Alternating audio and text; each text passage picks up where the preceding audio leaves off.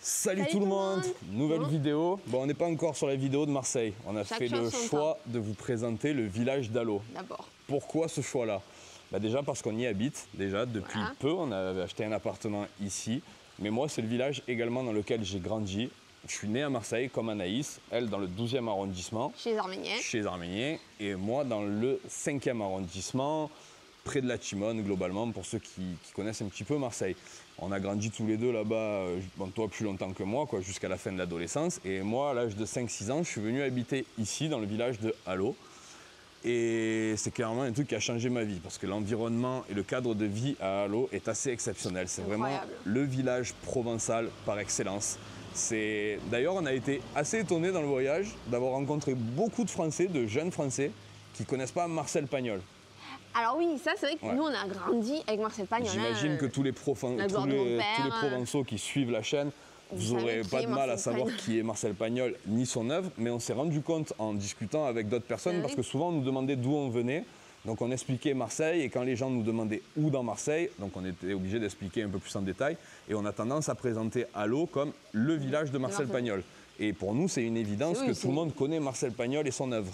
Mais on s'est rendu compte que pas du tout. En réalité, pas du tout. Je pense que c'est très régional et qu'en fait, dans les écoles provençales, évidemment, on apprend à lire avec La gloire de mon père et Le château de ma mère, qui sont les deux œuvres cultes. C'est les mémoires d'enfance de Marcel Pagnol, parce qu'il a écrit des pièces de théâtre et des œuvres qui sont beaucoup plus connues, comme Fanny, César, Marius, la trilogie. Le temps des secrets également, qui est un livre sur ses mémoires de fin d'adolescence, on va dire. Il y a tout un tas d'œuvres qui ont été réalisées par Marcel Pagnol. C'est également un pionnier dans l'histoire du cinéma français. C'est un des premiers à avoir misé sur le cinéma parlant, parce qu'à l'époque le cinéma était muet, et d'avoir fait des collines de Provence et de l'environnement provençal, un studio de cinéma à ciel ouvert, ce qui a donné lieu également à des films très très cultes comme Fernandel, qui est énorme, avec forcément la carrière qu'on lui connaît et tous les films qu'il a réalisés pour Marcel Pagnol. Et pour nous, c'est vraiment un personnage d'importance. Donc à travers cette vidéo où on va vous présenter le village d'Allot, on va également vous présenter l'une des œuvres principales de Marcel, qui est La gloire de mon père et Le château de ma mère. J'invite tout le monde à regarder les films, si vous n'avez pas envie de vous prendre la tête à lire les livres. Mais attention, pas n'importe quel film. Il y en a un qui est sorti en 2015-2016. Ils ont mis des Parisiens comme acteurs. Ils peuvent se le carrer au fond, je pense. On n'a rien contre les Parisiens, mais c'est vrai que si vous regardez l'original, il y a l'accent marseillais. Il y a l'accent provençal, les acteurs sont magnifiques, le film est d'époque et pourtant il est quand même très moderne. Et surtout, les messages du film sont magnifiques. L'enfance, l'éphémérité de la vie, la perte des êtres chers, passer à l'âge adulte. Il y a tout un tas de messages et de sens dans le film. Et en plus de ça, il y a les collines, il y a les cigales, il y a l'humour provençal. Bref, on vous recommande vraiment. Et dans cette vidéo, on va vous en mettre quelques extraits. On va vous montrer les endroits où c'est tourné. On va vous en dire un peu plus sur la vie de Marcel. Et on va essayer de vous faire partager l'amour qu'on a pour ce village. C'est un amour un peu schizophrène, vous allez voir. Parce que des fois, moi perso, il m'a gonflé ce village. Et surtout un peu les gens qui y habitent, parce que c'est quand même assez riche, on va pas se mentir. C'est un village qui a un certain niveau de vie. Et les gens sont forcément un peu plus pète-cul que dans des quartiers populaires. Maintenant, ça n'empêche pas que j'aime ce village plus que tout pour son histoire, pour son patrimoine, pour sa culture et même ses habitants. Si parfois ils m'agacent, je préfère quand même avoir des voisins un peu agaçants mais sympas que ça. Voilà. On vous présente Allot. Sur ce, on vous embarque. On va commencer par la visite du village et on va vous montrer ça.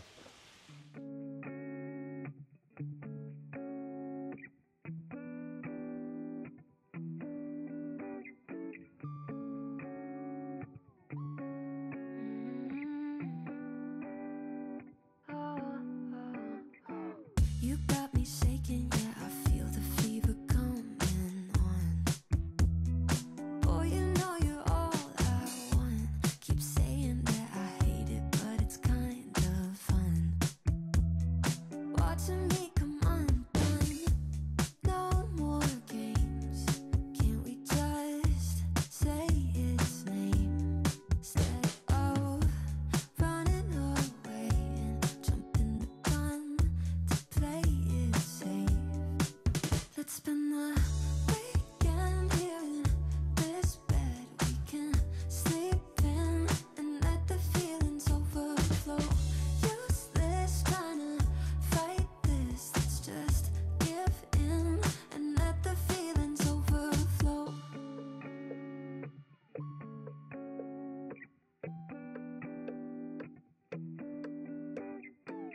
I tried to shake it, find a way to get you off my mind.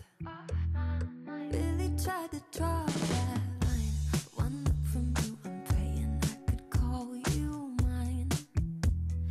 Baby, you got my hands tied. No more games. Can't we just say its name instead of running away and jumping the gun to play it safe? Oh, it's been a weekend here in this bed we can sleep in and let the feelings overflow. Useless trying to fight this. Let's just give in and let the feelings overflow.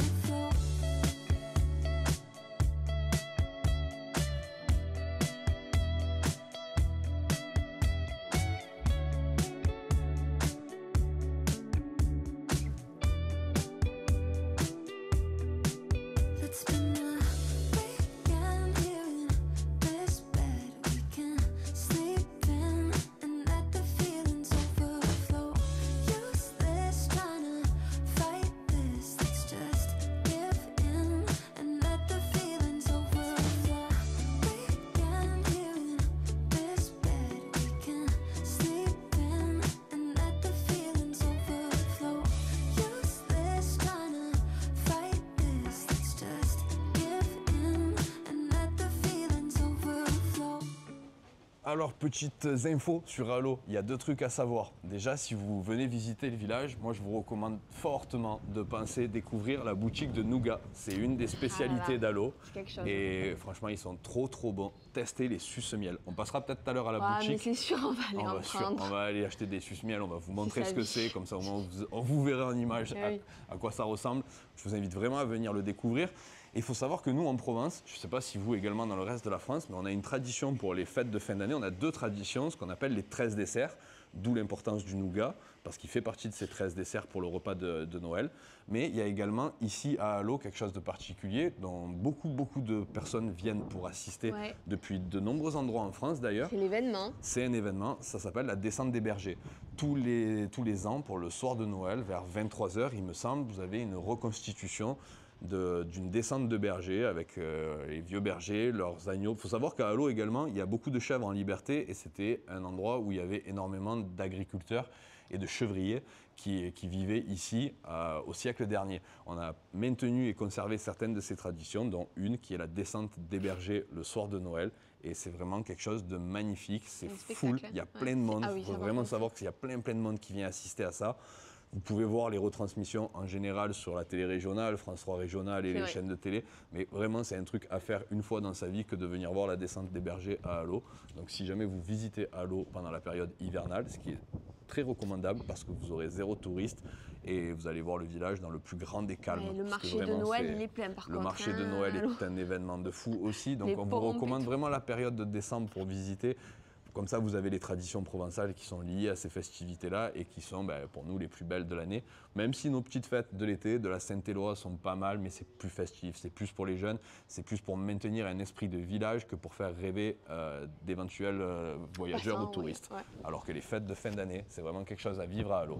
Bref, on va aller à la boutique de Nougat, on va vous montrer à quoi ressemble le Nougat et on va également vous mettre dans la séquence qui arrive le point de vue avec la ville de Marseille en contrebas pour que vous compreniez où se situe Alo et l'importance qu'elle a dans la vie de la région de Provence. Tout à fait. Voilà.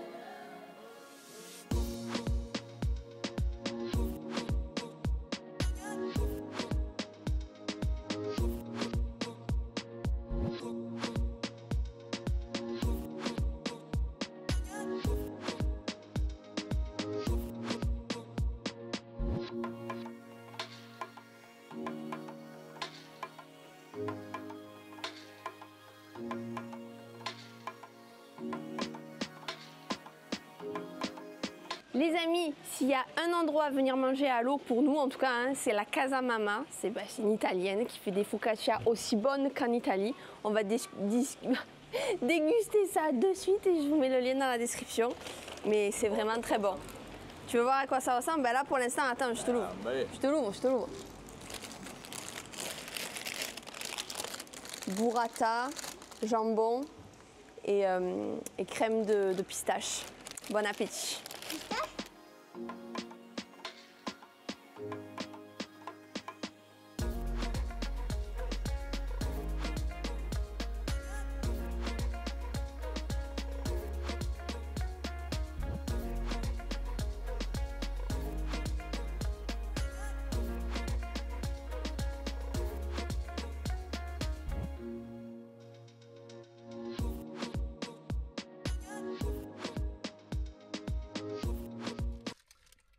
En direct de la voiture de Manu. Ouais, parce qu'il y a du Mistral un peu. Enfin, vous connaissez pas le vent de chez nous, mais il peut souffler très très fort. Ça va être compliqué de faire voler le drone, mais on va y arriver. D'autant plus qu'on est en France et que c'est interdit partout, mais bon, c'était interdit en Malaisie. On connaît. Hein.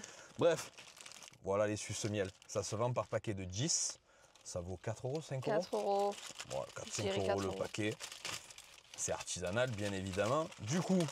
Ah oui, c'est vrai qu'on n'a pas précisé, mais la boutique où on est allé, tout est artisanal, tout est de Provence, on peut y aller les yeux fermés. Hein. Tout est fait au village d'Allot, tout est sur place, il n'y a pas d'import. Comment on mange ça? C'est emballé dans du papier comme il y a 50 ans en arrière. Il faut frotter dans ses mains pour faire chauffer un peu le nougat.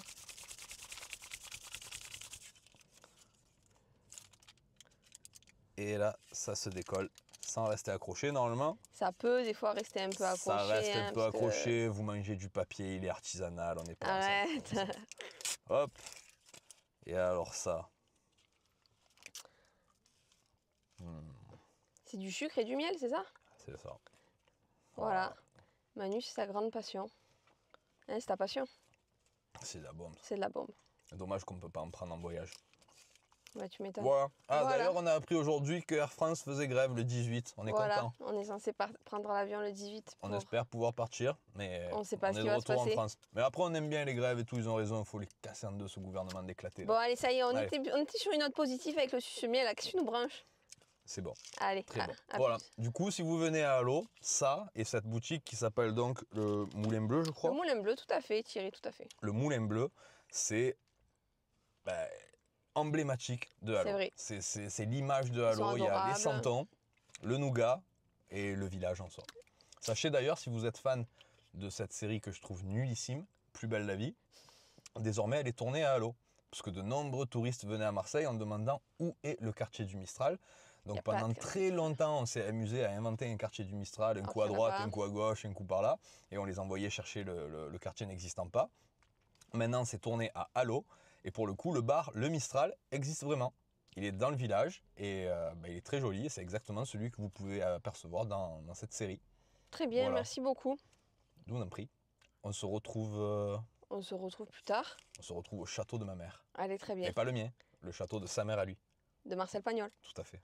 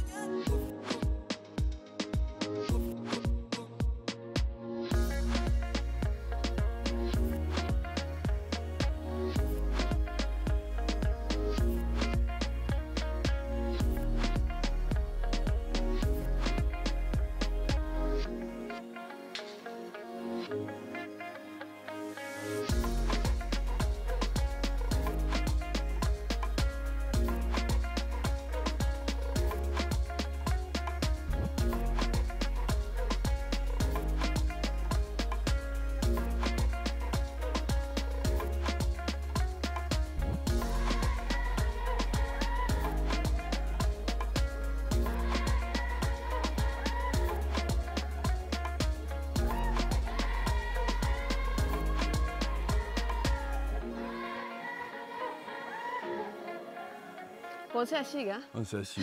Voilà, franchement, on est en train de faire une petite marche dans les collines. Et d'ailleurs, une petite marche. Toute petite, hein, mais clairement, on n'a pas le niveau là. Bref, on est là pour vous parler des collines, parce que le village d'Allot, c'est 80% de collines en réalité. Le territoire de Allot, qui est 5 fois plus petit que Marseille à peu près, est composé globalement uniquement de collines, à part le village et quelques anciens lieux-dits et petites communes qui étaient autour du village d'Allot, comme le Logis Neuf, Pied d'Autry, La Punche, qui sont aujourd'hui devenus des quartiers qui font partie intégrante du village. Et nous, on est là pour vous parler donc des collines, parce que c'est le terrain de jeu de Marcel Pagnol, c'est le terrain de jeu de tous les enfants d'Allo, moi y compris quand j'étais plus petit. Toutes nos sorties scolaires, on les faisait ici, et on les faisait principalement autour des sites qu'on va vous montrer ou qu'on vous a déjà montré dans la séquence précédente, le château de ma mère.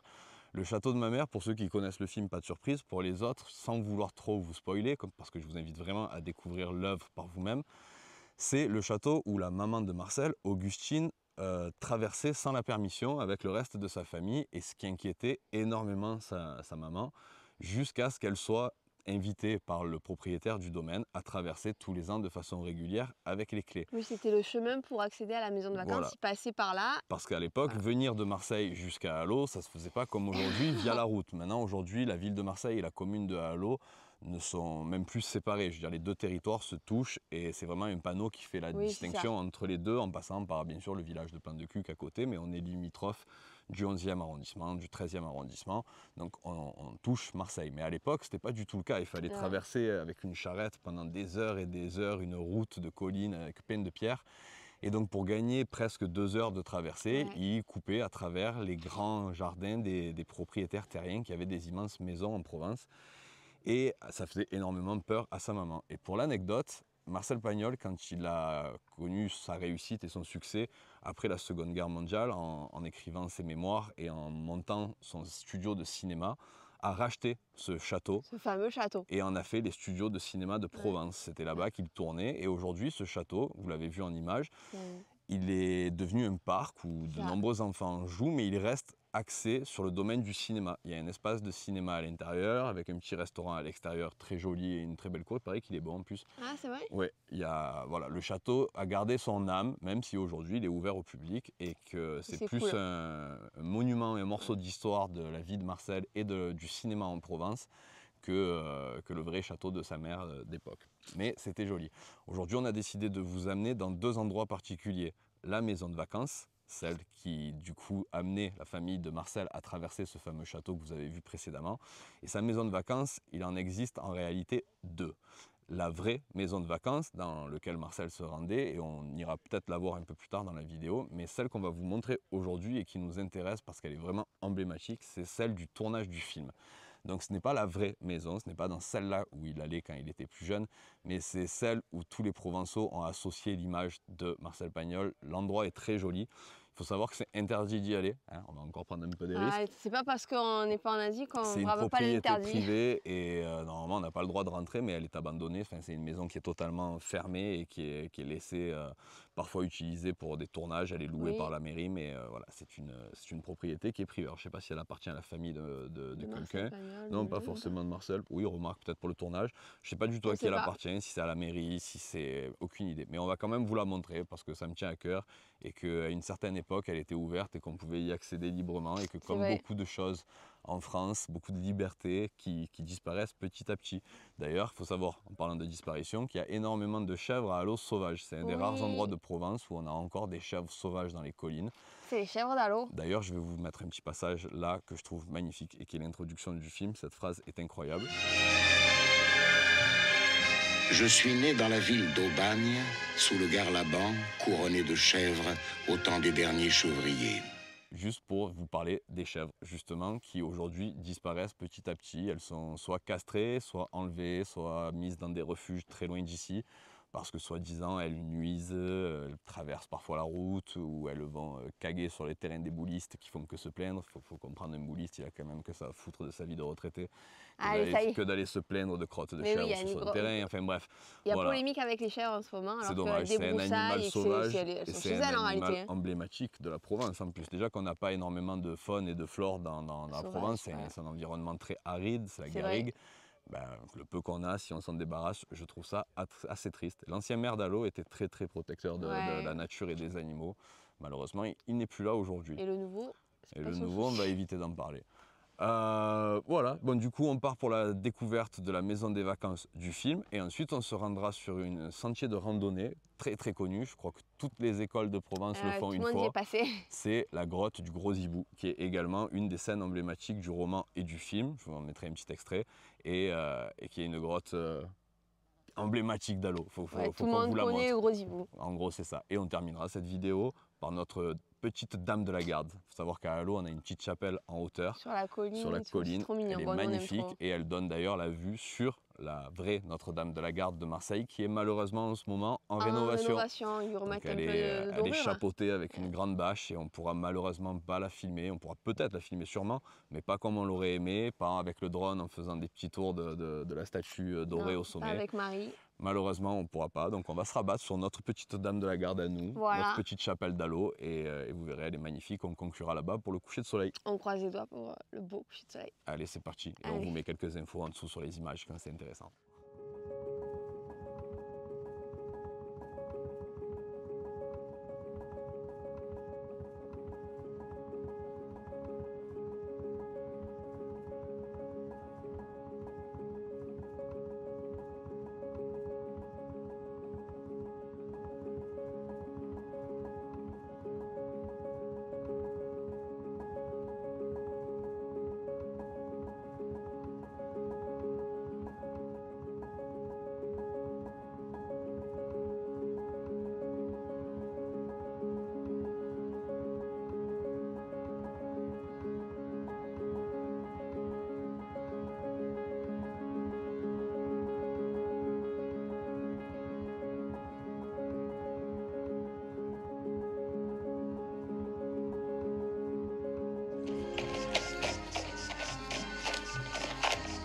Nous y sommes. Voilà la Bastide neuve. Voilà la villa de nos vacances.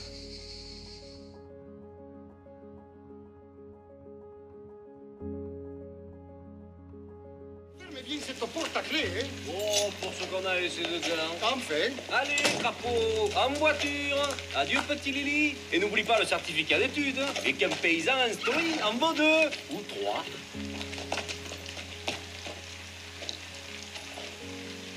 Adieu, Marcel. Adieu.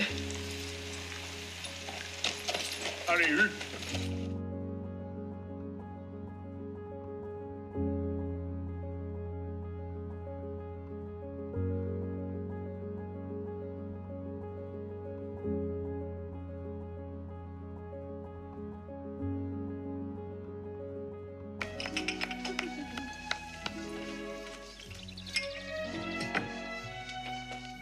Nouvelle journée.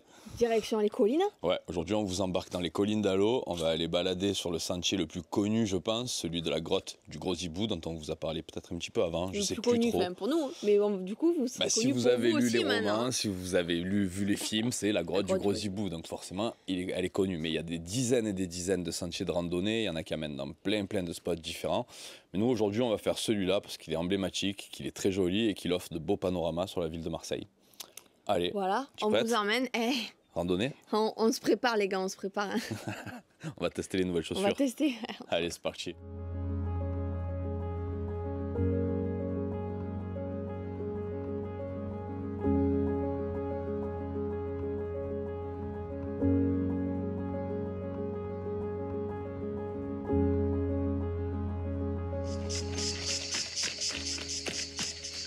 Alors, nous sortîmes du village et commença la féerie.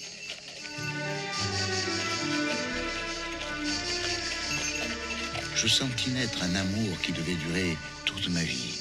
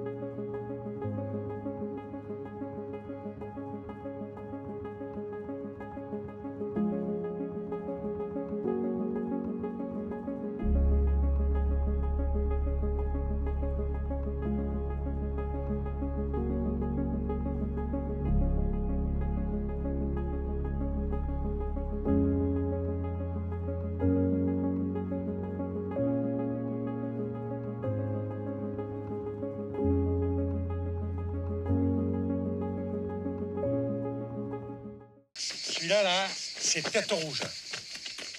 Ça, c'est tête ronde. Et celui-là, c'est le taoumé. On lui dit aussi le tubé. Qu'est-ce que ça veut dire? Et ça veut dire qu'il s'appelle le tubé et aussi le taoumé. Mais quelle est l'origine de ces mots? L'origine, eh bien, c'est qu'il a deux noms.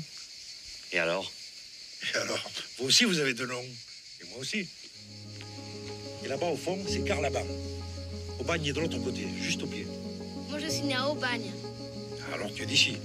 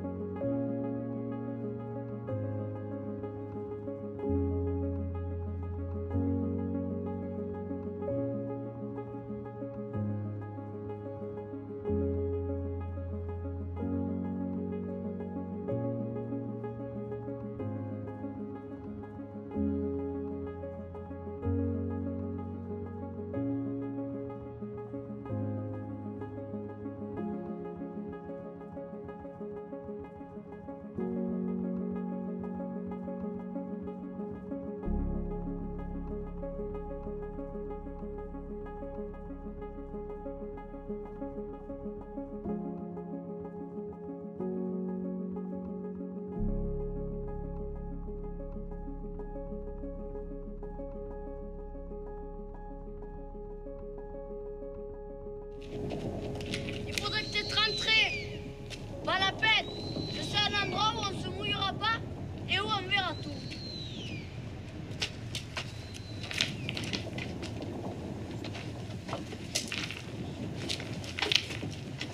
Eh ben, pour rendre de la vie, tu te débrouilles bien.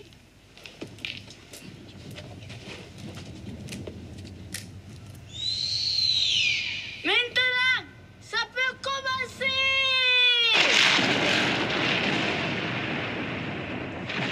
Bon, on se trouve à la grotte du Gros Hibou. Alors on est assis comme ça, on dirait qu'on est en train de boire le thé, mais on vient de faire 1h30 de rando, les gars. Ouais, une petite heure de rando, elle abuse. En fonction du rythme que vous avez, c'est entre 1h et 1h30 depuis le point de départ. Et le point de départ, on vous l'a filmé au tout début de la rando, c'est la vraie maison de Marcel Pagnol, la Bastide Neuve du coup. Ta maison de vacances. Moins emblématique que celle du film. Mais elle est jolie, hein. Et il faut savoir qu'elle est habitée. Donc oui. voilà, n'avait pas sonné. Déjà, ce n'est plus la famille à Marcel qui vit là-bas. Et désormais, elle est habitée par une famille. Donc voilà, essayez d'être discret lorsque vous allez l'observer ou faire quelques photos. Il y a un parking qui est juste à côté, parking municipal, gratuit. Donc vous pouvez vous garer là. Et nous, ce qu'on vous encourage vivement à faire, c'est vous balader dans les collines d'Allot et en particulier ici, autour du Garlaban, qui est une des montagnes emblématiques de la Provence et qui se situe entre Aubagne et Marseille et qui est l'âme de l'œuvre de Marcel Pagnol, on va dire. Vous pouvez y voir plein de sites de tournage comme la grotte de Manon des Sources, la grotte dans laquelle on se trouve. Il y a également des grottes historiques comme celle des pestiférés où lors de la Grande Peste en France, les contaminés étaient poussés à l'extérieur de la ville et venaient se réfugier dans les grottes, dans les collines autour de Marseille pour y finir leur vie principalement et pour ne pas contaminer le reste de la population. Donc il y a énormément de trucs à visiter à travers les collines d'Allot. Elles sont magnifiques, c'est un terrain de jeu pour tous les enfants d'aujourd'hui et pour les enfants d'hier de l'époque de Pagnol. Il y a beaucoup de vent, mais c'est comme ça. Hein. Ouais, mais ça c'est le Mistral. On s'est rendu compte d'ailleurs sur cette vidéo, on a réussi un petit peu à faire voler le drone autour du village. Ça sera plus compliqué à Marseille je pense parce qu'on avait l'intention de le faire voler sur le littoral, bord de mer. Et on se rend compte que le Mistral, il est vraiment très fort chez nous. On n'avait pas percuté avant parce que on le connaît depuis qu'on est petit, on l'a depuis qu'on est petit, donc on n'est pas dérangé. Mais là, qu'on a l'intention de faire voler un drone, du coup, on porte attention à ça et on se rend compte que clairement, peut-être une fois dans la semaine, on a eu l'occasion de le faire voler à l'eau. Sinon, tous les jours, il y a du Mistral. C'est vrai qu'on n'était plus habitué pendant 1 an et demi. Pas trop de vent. Pas autant de vent. Au Népal. Pas autant. Le vent est différent. C'est vraiment des bourrasques ici. Ici, on s'en prend. On ne peut pas calculer le moment où faire voler le drone parce qu'on peut basculer de 70-80 km/h de Mistral à 20-30 et c'est très très compliqué d'anticiper ça avec le drone. Voilà pour les collines d'Alo. Nous, on va se redescendre et on ira conclure cette vidéo sur un des endroits emblématiques. On vous en a parlé un petit peu. C'est notre mini Dame de la Garde, la colline d'Alo qui surplombe tout le village. C'est la petite balade du dimanche pour nous. En général, c'est là où on va balader le week-end, le dimanche. En hiver, quand il fait froid. Exactement. Et c'est super sympa parce qu'il y a un petit terrain de boule, il y a des vieux moulins et surtout le panorama, le point de vue sur la ville de Marseille, sur la baie de Marseille est magnifique depuis là-haut. Et donc du coup, on pourra faire sûrement un très beau time-lapse. Et peut-être, on pourra faire voler le drone si on arrive à trouver une soirée où il y a coucher de soleil et pas de vent. Et pas de vent. Voilà, il faut arriver à conjuguer les deux. Sur ce, on redescend ? Allez, en route. C'est reparti pour 1h30. 1 heure. Allez.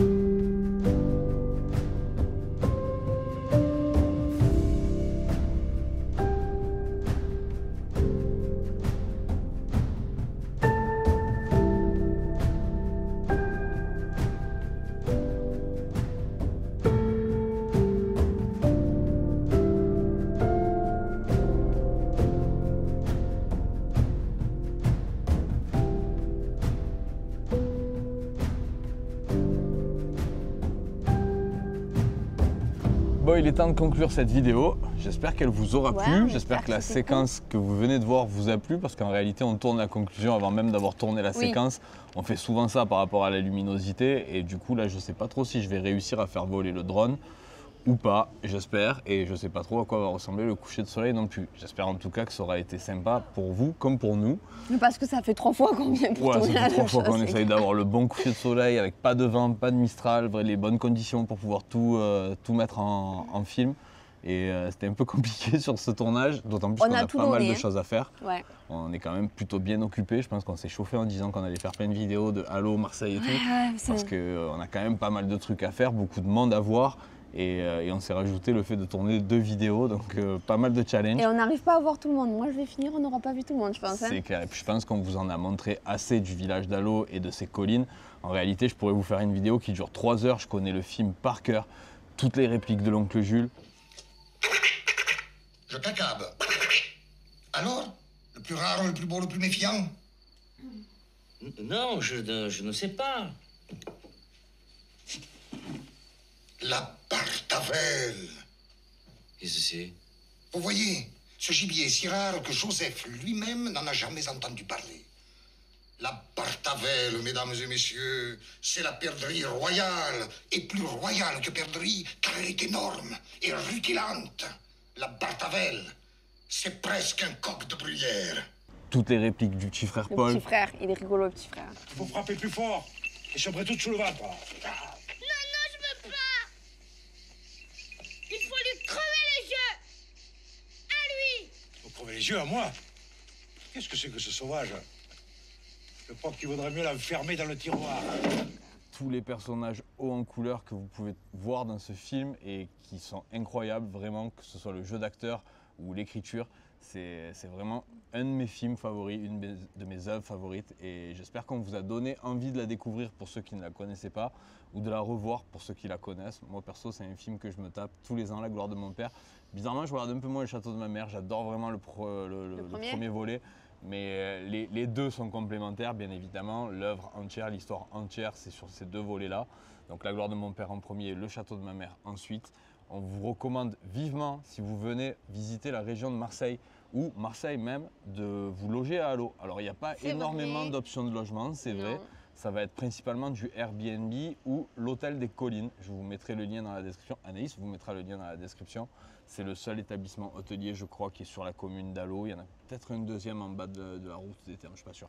On regardera ça et on vous mettra ça. D'autres liens aussi, parce qu'il y a des restos qu'on peut vous recommander, en plus de la focaccia qui était excellente. Voilà. On vous met nos recommandations de... La Quinta. Bref, la Quinta, c'est à ça que je pensais, tout à fait. On vous met quelques adresses dans la description pour le village. Et comme je vous disais, je pense que c'est vraiment un endroit stratégique pour visiter la région parce que vous êtes à 10-15 minutes de Marseille, du métro. Donc vous pouvez ensuite vous déplacer en métro dans la ville sans avoir à prendre un véhicule pour aller jusqu'en centre-ville.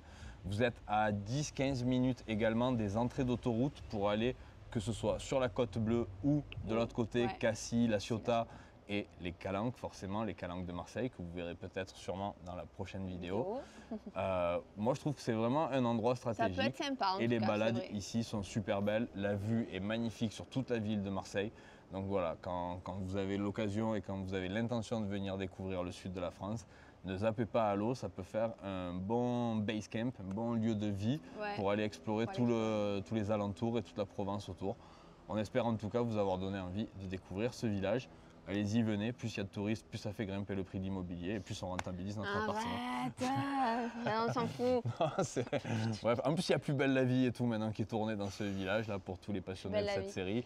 Le lieu de tournage, le bar du Mistral, je crois qu'on en a parlé dans la vidéo, se trouve maintenant ici. Voilà. Ils sont tous là les gars, on vous attend. Bref, fatigué aujourd'hui, je suis allé faire plein de plans de drones. La journée a été épuisante. Mais les plans de drone de cette vidéo et de la suivante, je pense que ça va vous plaire. Bref. Sur ce, merci d'avoir regardé jusqu'à la fin. Exactement. J'espère que ça vous a plu. On se retrouve pour la prochaine, la dernière vidéo en France, le Master, le Colosse, la vidéo sur Marseille. Marseille, on prépare, on est dessus. Il y en a des choses à dire, à montrer, à voir. On ne pourra pas tout faire, vraiment. On se rend compte que même nous, si on n'avait pas eu des vidéos à faire, si on n'était pas youtubeur, on n'aurait pas forcément fait le tour de tous les spots de randonnée de Calanques dès le retour du voyage. Je pense que moi j'aurais pris un peu plus de temps pour digérer tout ça et ensuite me remettre à la rando dans le coin, les balades dans le coin et tout. Mais là on est arrivé en plein mois d'août, c'était les vacances, il y avait énormément de monde sur Marseille. Il y avait le festival de musique le plus célèbre de la ville, le Delta Festival, qui avait lieu au moment où on est rentré. Donc on n'a pas trop traîné côté centre-ville. Et là vraiment on se force presque à y aller pour aller faire les vidéos et pour faire de belles images de notre tendre Marseille. Sur ce, on se retrouve à la prochaine. À bientôt. Salut. Telle est la vie des hommes. Quelques joies très vite effacées par d'inoubliables chagrins. Il n'est pas nécessaire de le dire aux enfants.